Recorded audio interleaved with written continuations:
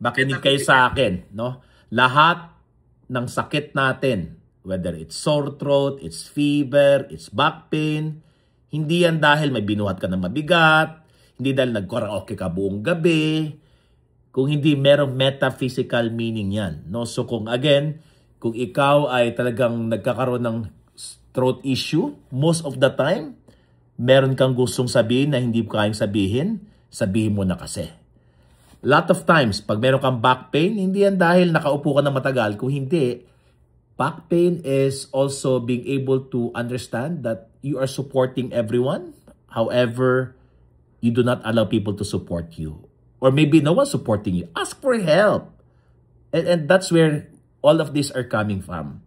Being able to understand that everything that's going on from the physical world, okay, nagsimula yan sa mental world. The way we think, it's what we call the physical illness came from an emotional illness.